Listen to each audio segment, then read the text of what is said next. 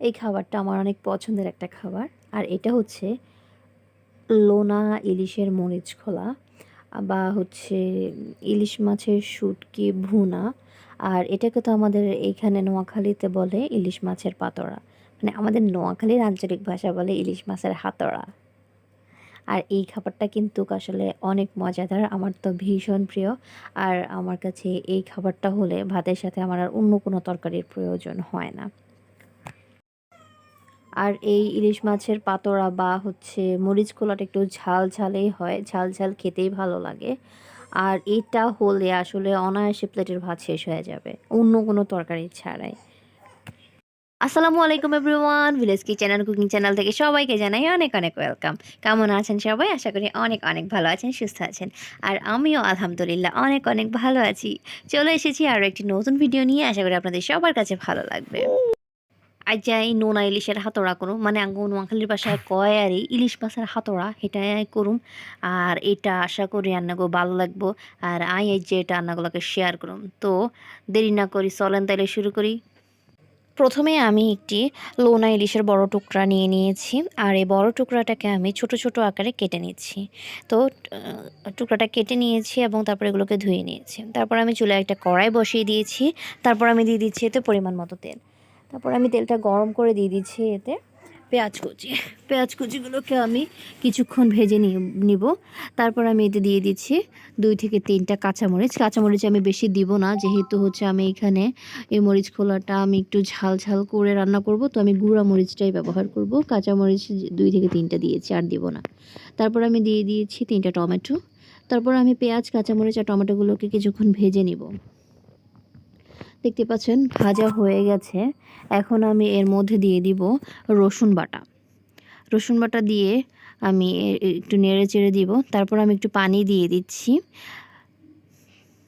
পানি দিয়ে আমি এগুলোকে ভালো করে নেড়ে চেড়ে মিশিয়ে দিয়েছি।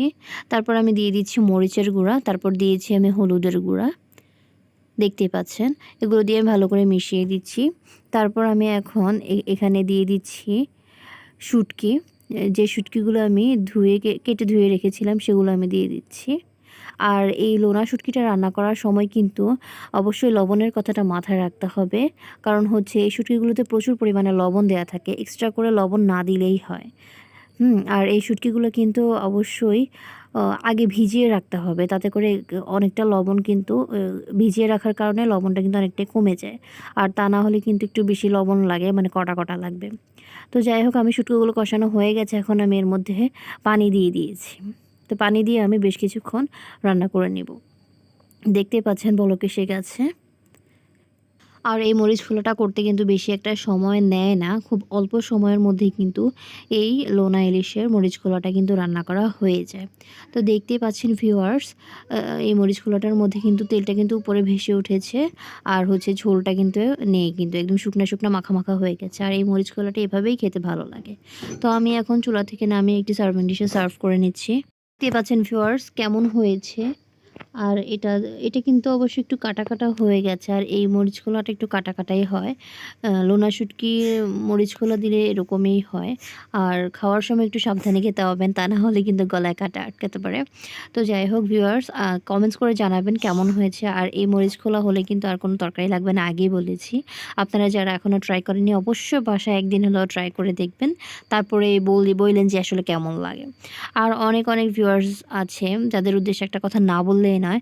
আপনারা অনেকেই আছেন যারা আমার ভিডিওটি দেখেই চলে যান, কিন্তু চ্যানেলটি সাবস্ক্রাইব করেন না। এতে কিন্তু আমার খুব খারাপ লাগে। প্লিজ ভিউয়ার্স, আপনারা আমার চ্যানেলটি অবশ্যই সাবস্ক্রাইব করবেন এবং আমার ভিডিওটিতে লাইক, কমেন্টস অ্যান্ড শেয়ার করবেন। আর যারা অলরেডি আমার চ্যানেলটি সাবস্ক্রাইব করেছেন তাদেরকে অনেক অনেক ধন্যবাদ। আর ভিউয়ার্স, আপনারা তো দেখেছেনই যে এই মরিচ খোলাটা রান্না করতে আমার তেমন কোনো ঝামেলাও হয়নি, তেমন কোনো কিছু প্রয়োজন হয়নি। আর এত বেশি কিন্তু সময়ও লাগেনি, একদম অল্প সময়েই কিন্তু এই খাবারটা রান্না হয়ে যায়। আর এই মরিচ খোলাটা গরম ভাতের সাথে খেতে কিন্তু দুর্দান্ত হয়। তো ভিউয়ার্স, আমার রেসিপিটি কেমন হয়েছে তা অবশ্যই কমেন্টস করে জানাবেন। আর আমার রেসিপিটি যদি ভালো লেগে থাকে তাহলে অবশ্যই এটি লাইক করবেন, কমেন্টস করবেন এবং শেয়ার করবেন।